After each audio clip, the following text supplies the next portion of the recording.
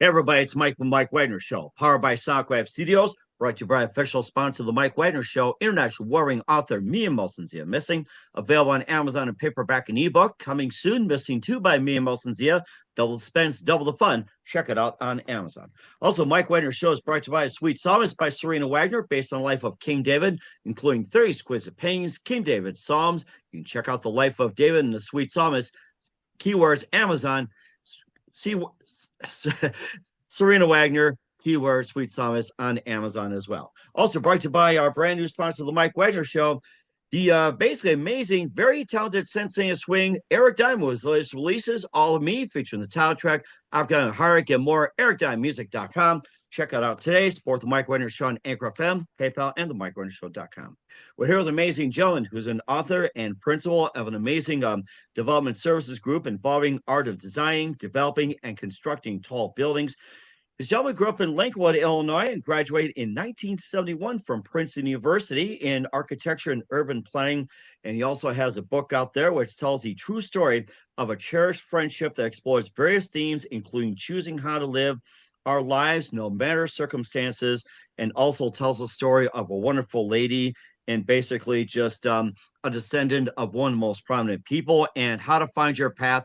We'll get into that just a few minutes. Live Lynch Dillon Plus Studios, somewhere in wonderful Orange County, California. The multi-talent author and principal of Pepper Development Services and the book Royal Edge. Ladies and gentlemen, multi-talent Michael Pepper. Michael, good morning, good afternoon, good evening. Thanks for joining us today.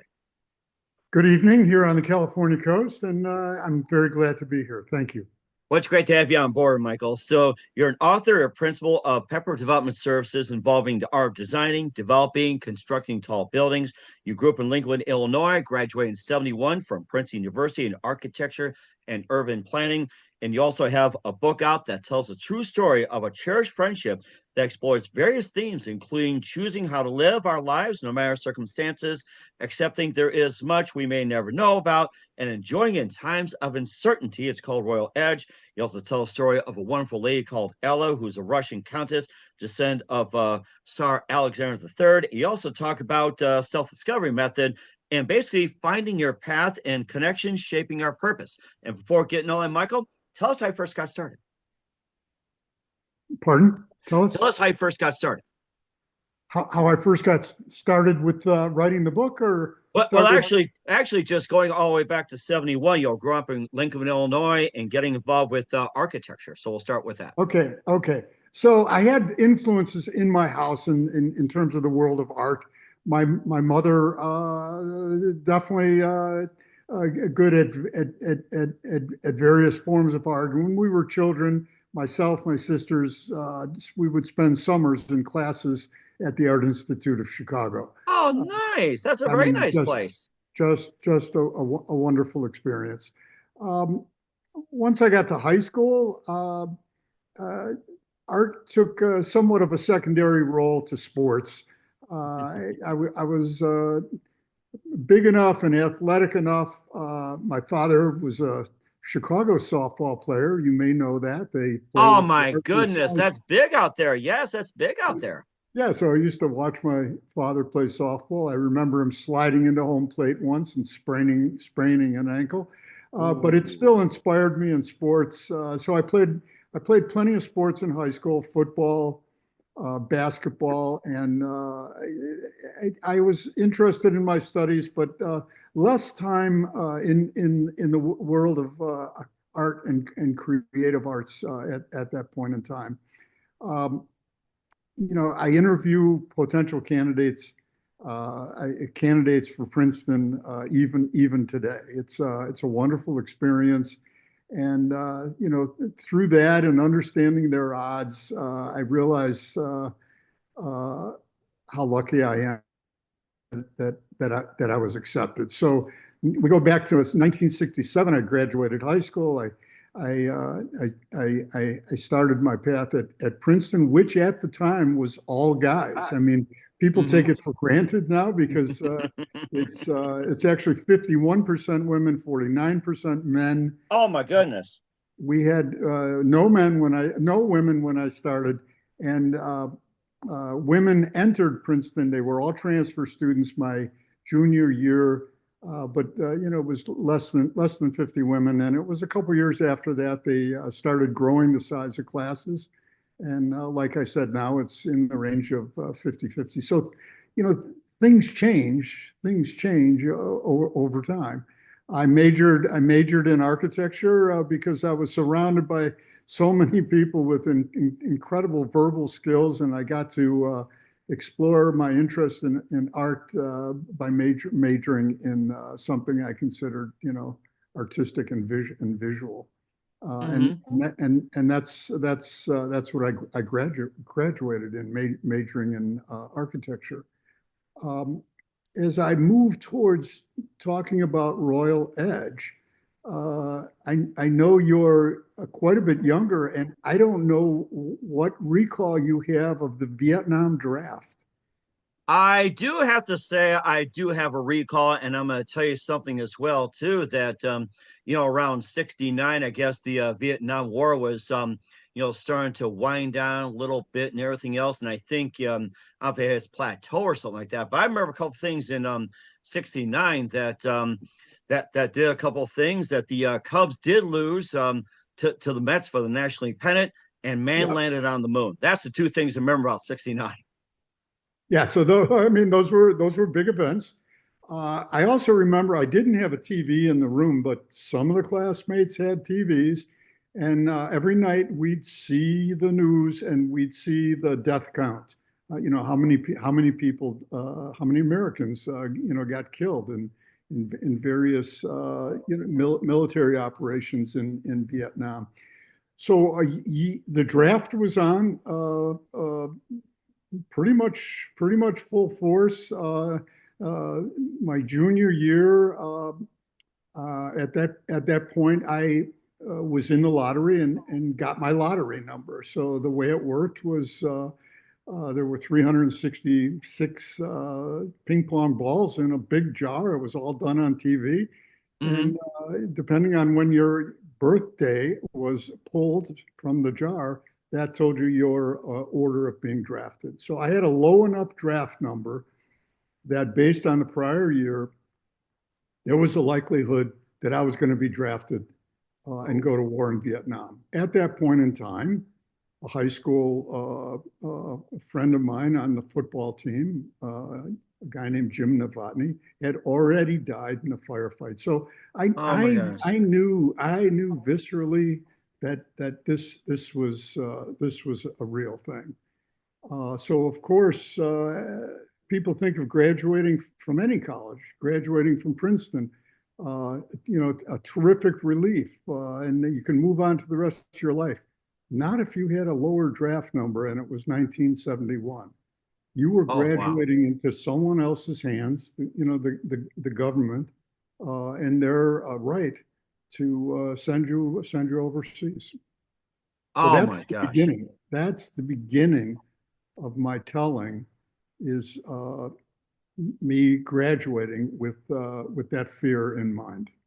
Yes, and I think that still sticks to a lot of people to this day, and everything else like that. And I just had some talk to people about Vietnam. Some still had the PTSD, and some live to tell stories and everything else. And of course, that's just one of the big things too. Like with the PTSD, the after effects, and just about everything else when it came to Vietnam. It's interesting you remind me because now I've talked about architecture and Vietnam, together. People don't realize this either, but the handicap laws that we all take so much for granted now, ramps and handrails, they came about as a result of so many wounded soldiers returning from Vietnam. And there was major legislation that, myself as an architect became extremely aware of that was there to accommodate people born with disabilities, but people that were injured during the Vietnam War. It made me think of it as well too, so I'm so glad you tied that in. Do you think you're like one of the first or one of the more revolutionary to build these handicap ramps and handicap access when you're designing buildings, or was it just or following a trend where you had some of the others that start building ramps and access and everything to all the buildings for handicapped.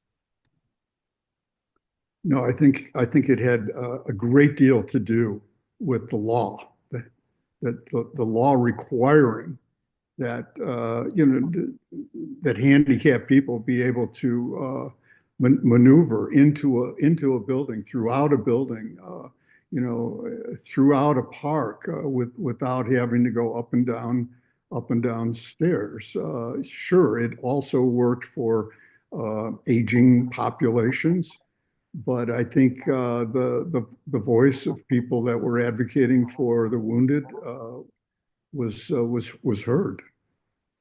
And I think that was really good as well too. And of course, you being the principal of proper development services, designing, developing, constructing tall buildings, and it sounds like you got a lot on your resume as well too. What are some of the buildings that you have designed as well too? I'd like to hear more about it. Okay. Okay. So this all started, after Princeton, after, my experience with the Royal Countess. Certainly, she encouraged me to shoot for the stars, and I did. But my career began several years after my experience with Ella, and that was like the year I graduated from college. And the first major firm that I worked with was finishing the World Trade Center Tower 2. Oh, wow. So my Oh, immediate boss, a guy named Charlie De Benedettis, just an amazing person with actually a background in the military. So understanding how things have to be very well organized, for military construction. He was in charge of all of construction for the World Trade Center, and took me under his wing. So I worked there. I worked there for many years. I became a partner with the Tishman Speyer organization. Other buildings, even let's see, with them, NBC Tower. I was the manager of the development of a tower that very much resembles 30 Rock in New York City. Our oh my Chicago goodness. version for NBC headquarters, studios, and all. But as we go through my career, a building I'm extremely proud of, I was given full management authority over hiring and putting together the design and construction of, it was at the time the Chicago Title and Trust building, about 1,000-foot tall building. It was the tallest at the time going up in Chicago. And people just don't realize all that goes into putting a building like that together. And for the most part, the recipe is set before you start construction. And then, things can go wrong, and you have to, manage getting to the goal, which is completing the building. But it's an enormous cast of players, architects, engineers, lawyers, politicians, business people. And if you are well trained, like I was by Charlie D and other people at the Tishman organization, it can be very satisfying and a lot of fun. So. And you have had a really satisfying experience as well too, and especially with your friendship with a Russian countess and Royal Edge. We'll get to that more in just 1 minute with amazing Michael Pepper. But first, listen to the Mike Wagner Show at the MikeWagnerShow.com, powered by Sonic Web Studios. Visit online at SonicWebStudios.com for all your needs. Look at a professional website without breaking your budget. Sonic Web Studios is the answer. Sonic Web Studios offers fast, affordable custom web designs that blow the competition away. Call today, 1-800-303-3960. It's 1-800-303-3960, or email to support@sonicwebstudios.com. Mention the Mike Wagner Show. Get 20% off your first project. Sonic Web Studios. Take your image to the next level. Also, time to give official shout out to our official sponsor of the Mike Wagner Show, international warring author Mia Molson-Zia. If you love fast-paced mysteries, you love Missing by Mia Molson-Zia, available on Amazon in paperback and ebook. Missing is fast-paced and intriguing with an unforgettable twist. Takes place in 4 countries, 2 strangers, 1 target, where truth is illusion and those who love be the first go missing. It's available on Amazon in paperback and ebook. Missing by Mia Molson-Zia has got great reviews. And Evil Evan endorsed by Howard celebrities, including Joanna Cassie, Forrest Riley, and many others. So grab your copy today for It Goes Missing by Mia Molson-Zia, available on Amazon. Coming soon, Missing 2 by Mia Molson-Zia. Double the suspense, double the fun. Check it out on Amazon. Also, Mike Wagner Show is brought to you by Sweet Psalmist by Serena Wagner, based on the life of David, including 30 exquisite paintings and King David Psalms. The Sweet Psalmist gives a new perspective of David through the Psalms he wrote and his time as a shepherd where it started, his complicated and turbulent relationship with King Saul, story of love, betrayal, repentance, hope, and more. Check out the Sweet Psalmist by Serena Wagner, Amazon. Keyword Sweet Psalmist, Serena Wagner. Also brought to you by a brand new sponsor of the Mike Wagner Show, the Sensei of Swing, Eric Diamond, with his latest release, All of Me, featuring the title track, I've Got a New Heartache, Bring Me Sunshine, and more. Eric's a multi-award winning artist and inducted to numerous Hall of Fames, entertainer and album of the year, and release a new CD soon. Check out the amazing Eric Diamond today at ericdiamondmusic.com. Follow on Facebook, YouTube, and all music platforms worldwide. Check out the Mike Wagner Show at themikewagnershow.com. 40 podcast platforms, 100 countries. Take us with you on any mobile device. Follow us on all social media. Also on Spreaker, iHeart, YouTube, and more. For great gift ideas, go to Amazon.com. Check out the Mike Wagner Show podcast. T-shirts, pop sockets, throw pillows, tote bags, hoodies, and more. Amazon.com. Check out the Mike Wagner Show podcast. And for more great gift ideas, go to Amazon.com/Mia Molson-Zia. Great books, merchandise, and more. Support the Mike Wagner Show on Anchor FM, PayPal, and the MikeWagnerShow.com.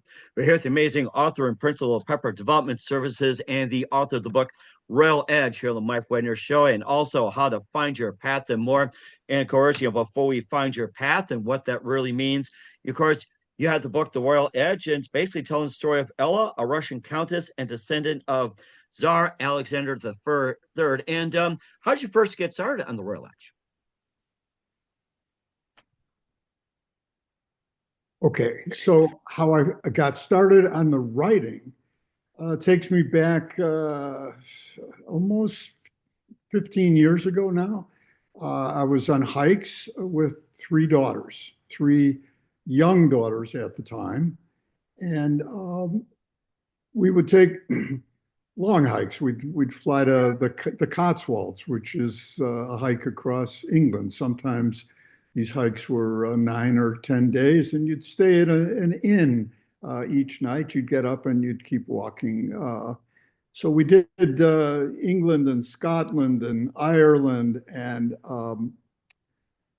they were young enough, I would say 15, 18, 20. Sometimes the hikes would get difficult. And it's at that point I started telling stories about the Royal Countess, Ella. And wow. They would say, tell us more about Ella. Even yours truly, we want to hear more.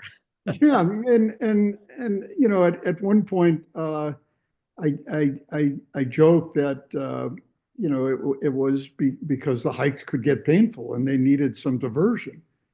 But I did realize that they wanted to hear more. And as time went on, looking back, my daughters had we had a great experience as a family, but we had some great difficulty with their mother not being, a fully healthy person.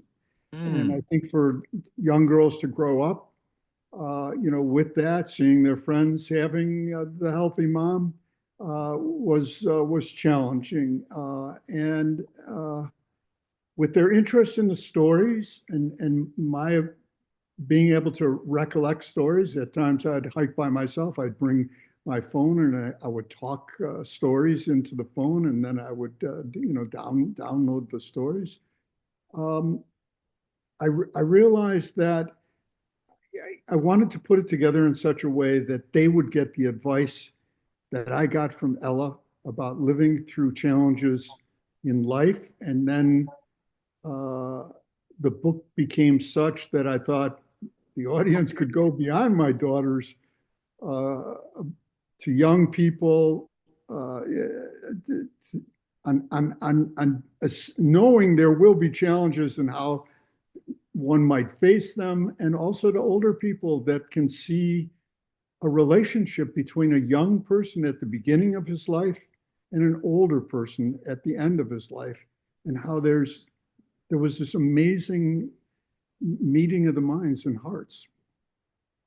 Oh my gosh, that is really something as well too. And of course, being a Russian countess descendant. And how'd you first meet Ella? Yeah. So uh, because of my draft number, and I had a likelihood of being called to service. I uh, I I decided not to move back to Chicago. That I was going to stay in Princeton, find a job, and wait out the draft. Wait until I found out if I was going to get drafted. Because if you applied for a job, you'd be asked the question, what's your draft number? Oh, Who's I didn't think who's about going that to one. hire you? Yeah, who's going to hire you if they know if they train you, you could get called to service. So all of that was going to play out pretty quickly because you graduate in May, and then you're eligible for the draft through the end of the year. I knew that was going to play out. I um, found a job at Rutgers, and it was in academia, a graduate department, and all I needed was a place to stay. And I was walking down the main street of Princeton, which is called Nassau Street, toward the residential areas. And there was a woman, a grocery store that still exists today, with one of those grocery carts, an older woman, having a tough time maneuvering her grocery cart out of the store screen door. Hmm. And so I went over, held the door open, helped her get out, and we started walking together. And I told her I was looking for a place to live. And, she had a heavy accent. I couldn't place it at the time, but she ended up taking me to the house where her sister lived. She was a visitor. She would visit every weekend, but her sister lived in this house about 3 blocks from the grocery store on a street called Linden Lane, and that is how I met Ella. And quickly they said, take a look at the room. And we talked briefly, and they told me that a priest had been living in the room that they were suggesting I take, and that he was about to move out, and Mm, that the room was mine if I wanted it. And then they told me that I didn't have to pay to stay in that room. nice. As I was leaving the house that day, I looked back, and Ella's sister was holding open the screen door, and she said to me, "You were sent to us, you know." And I never forgot that. I went home for a week, brought my college stuff and dropped it off in Chicago, and then came back and started what turned out to be 9 months of living in that house with Ella, the royal countess, great granddaughter of Alexander II. Uh, was a 9 months of very much of a life-giving experience for me. Oh my gosh, and certainly does. And of course, it made me think about Elle as well too. Maybe just a little story or two about her life as a countess, and maybe like with her descendants, royal family, and everything like that. Maybe just a little bit of tidbit or two, and what she was like being in that royal family. Well, first of all, she was much older, so in the range of 80 years old. And I got to tell you, in those days, 80 was older than I think 80 is today. So she dressed older, she wore her hair older, but she had a lively personality, and she was very bright. Um, we had dinner, I would say, almost every night together, the two of us. And on weekends, we always had the guests. And the guests included her sister and several other people, interesting characters that I describe in the book. And the food was great because from Russia they moved to France, and they had their cooking skills on the weekends. I'm saying they because Ella and her sister would whip things up that were just wonderful. Little by little, the story unfolded as Ella and I sat across the table from one another. It was only 2 years before that her husband, who she lived in that house with, Arthur Lurie, who was a ghostwriter for Igor Stravinsky. And Arthur Oh my Lurie, goodness. yeah, Arthur Lurie's musical work is easily found on the internet, and it was beautiful. There was a grand piano in the living room. But in that house, it was like it was my being part of the old world. And what I mean is, I'll give you an example. The walls were textured plaster, and the walls were all hand painted on the textured plasters. So Oh if my you know goodness. the art technique called pointillism, where each brushstroke is, one brushstroke at a time. And if you stand back, you'll see the entire painting. A very famous artist, Seurat, did these type of paintings. And when my mother would take us to the Art Institute during the summers as young kids, I knew that was her favorite painting, in Day in the Park by Seurat. So our dining room was fully hand painted scenes of Paris, and it's still there today at 26 Linden Lane. Mm-hmm. And Ella and I would sit, have a glass of wine, and I would try Russian foods, and we would talk. Uh, Let me give you an example of a story that awakened me to the person I was sitting across from. Being in the royal family, she was expected to, live a certain way, and she'd go to these events, coming out events where, her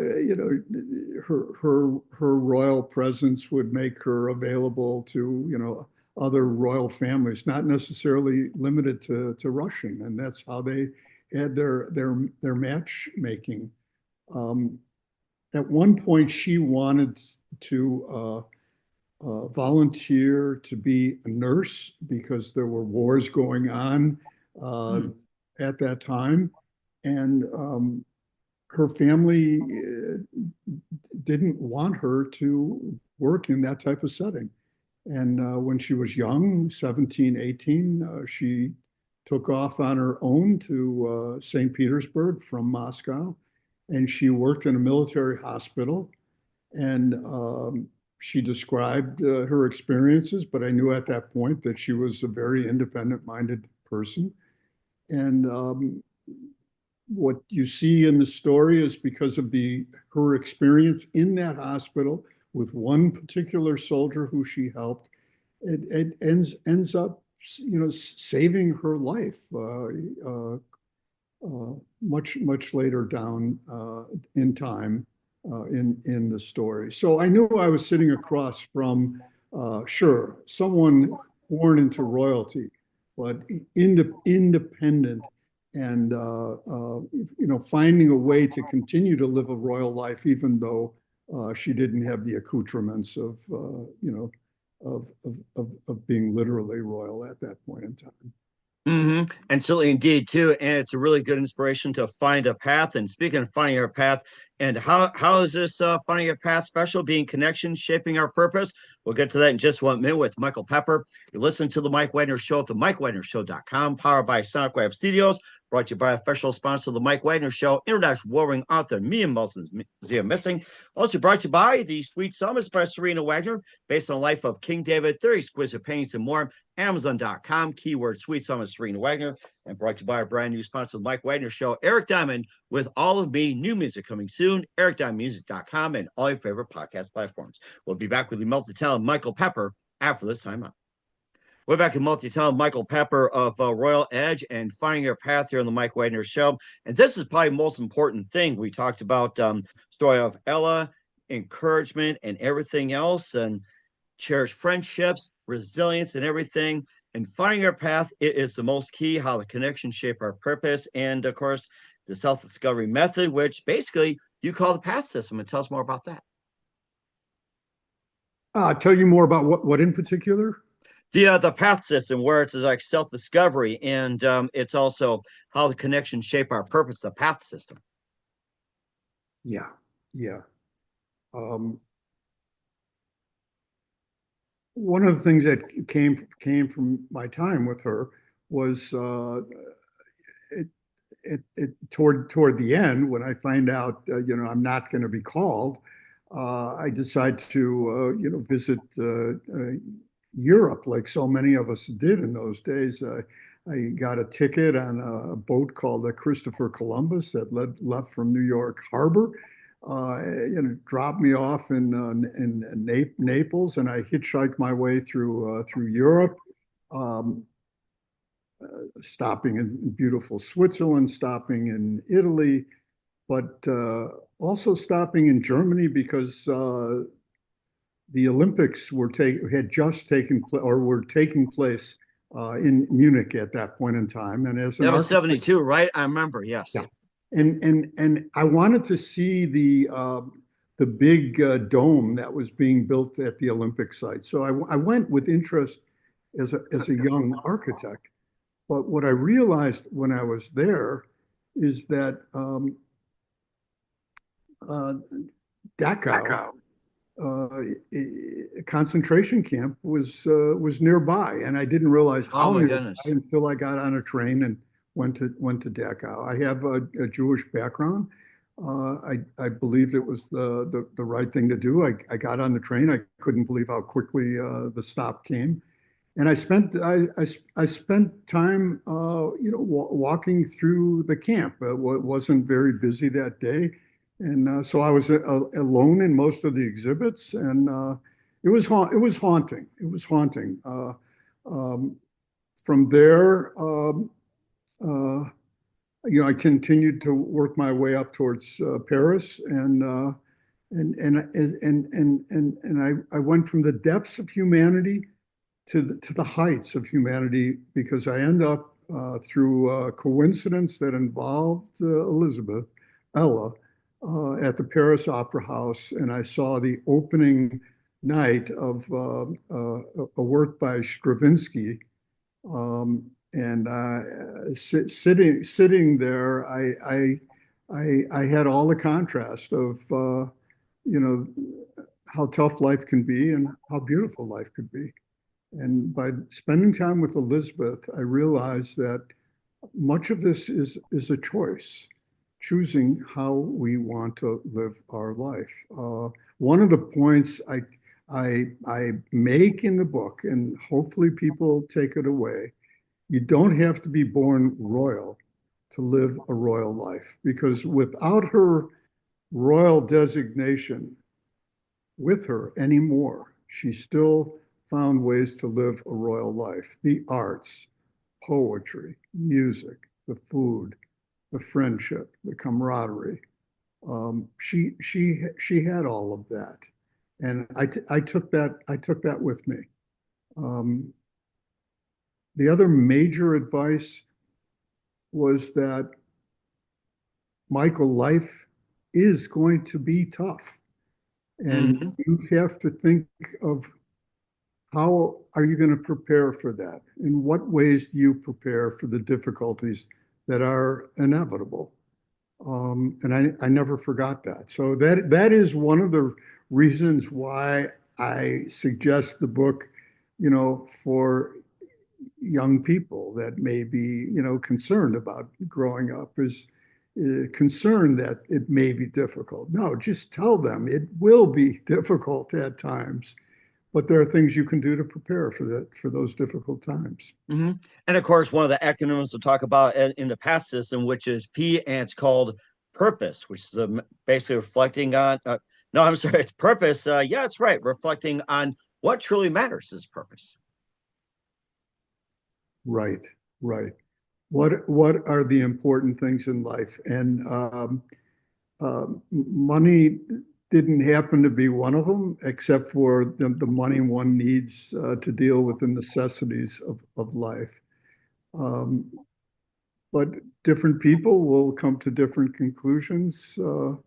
And I saw that with her, it was love, friendship, camaraderie. It was, the art of food, uh, laughter. She um, she had a strong belief in God and in an afterlife. And, here I was Jewish, and the bedroom I was in, over the bed, there was a cross. I had all the respect for her and her belief, and she with me, the same. Her second husband, the musician Arthur Lurie, actually was born Jewish and converted while he was living in Russia. There was a lot of that going on at that time. So some of that was also present that opened my mind towards the definition of uh, living a good life. Hmm.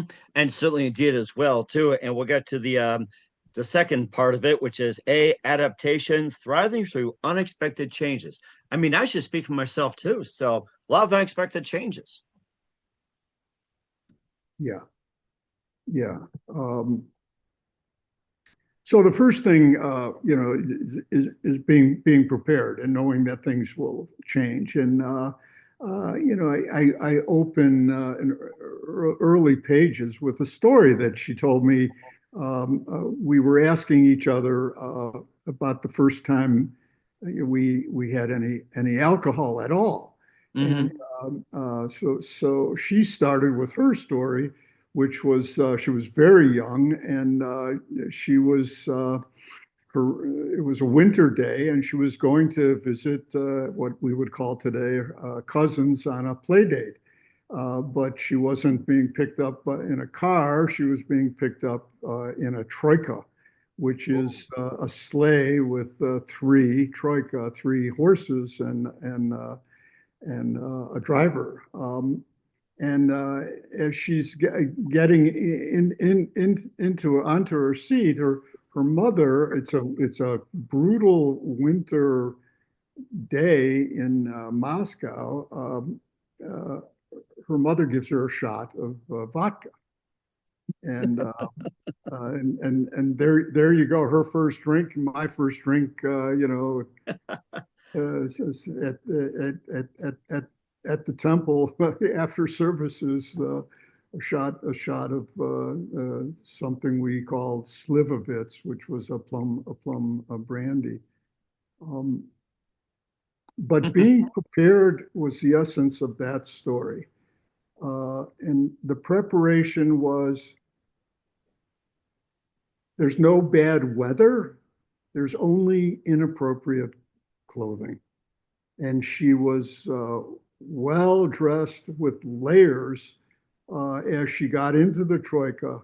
And then the final nip of warmth was a shot of vodka. So what she would say is, it's going to be a rough journey, whether it's on a troika through the winter forests of Russia or growing up, coming from Lincolnwood, Illinois. How do you prepare? You think ahead about these things. Hmm. And I think that's important as well too. And getting to the other part of it is basically timeless wisdom and learning from the experience of others. Absolutely, absolutely. At the same time, um, there was a friendship. It wasn't like I was simply sitting across from, a mentor in a one way tutorial. She enjoyed hearing my stories, and I remember great laughter.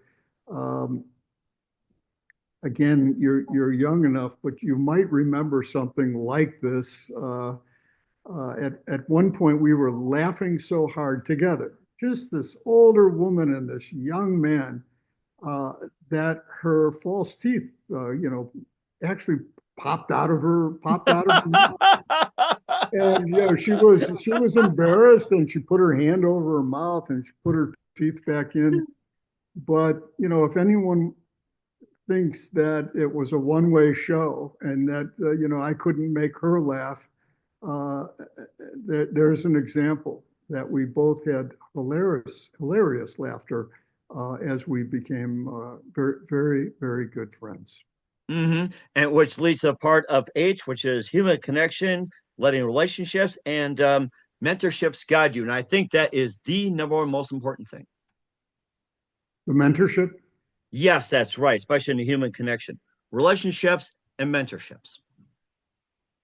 I definitely agree that once you experience that, once a person experiences that, and I believe I'm very lucky for the unique circumstances, and also that I kind of was desperately needed that at that point in my life. But there's an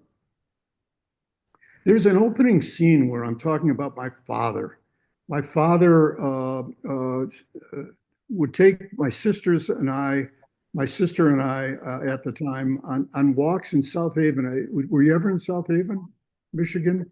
South Haven. I've heard of it. I've been to Michigan a few times, but I did hear of it though, South Haven. So we would go to this resort called Sleepy Hollow in the summers, and my mom was pregnant with my second sister at the time. After dinner, my father would take us on beach walks along the sand, and he, looking at the sky, would point out the constellations, one after another, and we never quite knew until later in life how he knew so much about the stars. He was in the produce business, dealt with Michigan farmers, but he knew the star patterns. And later we find out he was a navigator in World War II. His navigation equipment gets shot out during a mission over Germany. He was leading a mission with 9 planes, 10 people in a plane. So you have a hundred men at the time there. And even though his navigation equipment was shot out, he was able to, because of his knowledge of the stars, guide his plane crew back from Germany over the Alps, and they landed in Naples. What I learned from him and the stars was that there are guidance systems out there. For some, it's the stars. For others, it's a human. For me, in this particular example, it was Elizabeth. I think that there are some people who would have crossed her path and missed the opportunity. And it's stay open to the opportunities, because they do exist, whether it's the heavens above, the stars, or helping someone out of a grocery cart that leads to an amazing story. It's being open to the availability of the guidance systems that are out there and available for us. And certainly, indeed. And what do you want the readers to get from the book? Well, I at the first level is just an enjoyment of the story, just to enjoy the conversation between this older person and this younger man. But then the deeper meanings, are for the young person to not be afraid to take the leap into adulthood. That it can be scary at times. No question. There's the book I refer to as Catcher in the Rye. You don't want to go off the edge of the field of rye and fall into the ocean, falling into adulthood. And I'm saying no, that's not the approach. You want to prepare. You want to know that things are going to be risky at times. They're going to go wrong at times, but there's nothing like taking your own life responsibility, volunteering to be a nurse like she did, and creating your own work of art, your own life. Hmm. And I think that is definitely on the mark right there, Michael. And where can we find your book, The Royal Edge, and more at, Michael? Amazon, Goodreads, Barnes and Noble. Um, that's a good start. Amazon's got some good reviews up. I'm happy about that. Nice. Okay. And how about your website and how can people reach you? michaelpepper.net. It just opened. I'm glad I can remember that easy to remember a website. Uh, and there's a lot to be seen on the website. So I hope people navigate there.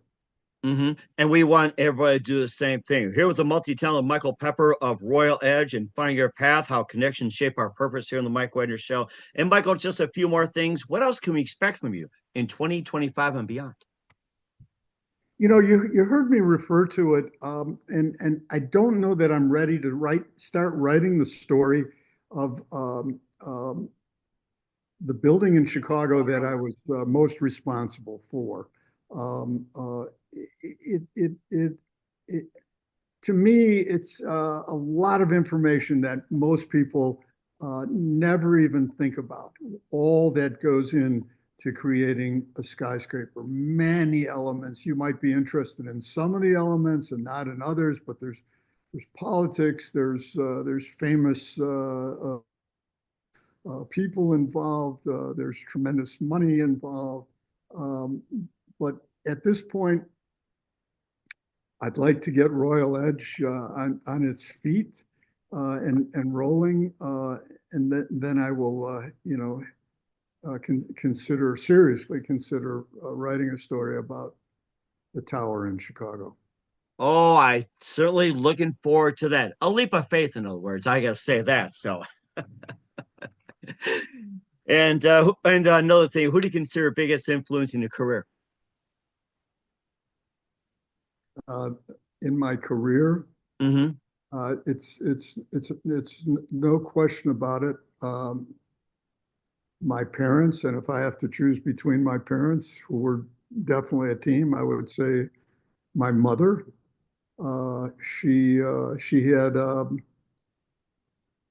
She was very encouraging, and she came from a difficult life and found a way to create a beautiful life and a beautiful family. And certainly beautiful indeed as well. And what's the best advice you can give to anybody at this point? Pardon, what's the The best advice you can give to anyone at this point. ah to be positive about life? If you're young, to be positive about the opportunities of growing up, of defining your own life, finding your interests and developing them. Uh, but beyond that, um, there's much to be learned uh, by by by by spending time with an older person, and vice versa. There's much to be learned for that older person by spending time with a younger person and developing an open relationship and sharing information. The challenges you face from the young person's side and the challenges you have faced from the older person's side. I believe it is a tremendous gift that I got. She wasn't a relative. She wasn't a grandmother. She was a dear friend of mine who even today is part of my life.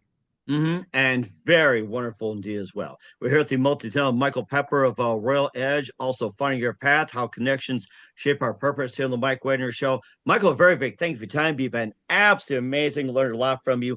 Looking forward to having you in soon. Keep us up to date. Keep in touch. We'd love having you back. And once again, what's your website?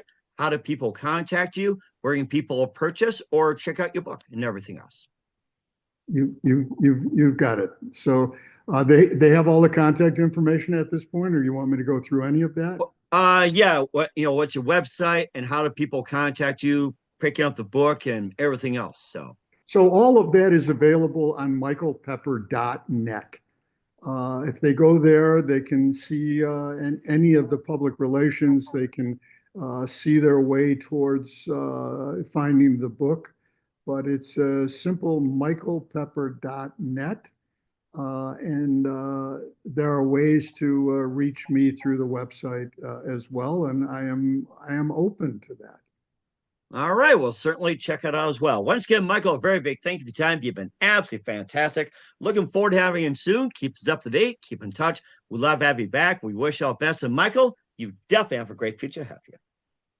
Thank you, Mike. It's been great being part of your show and been great talking with you. Thank you very much.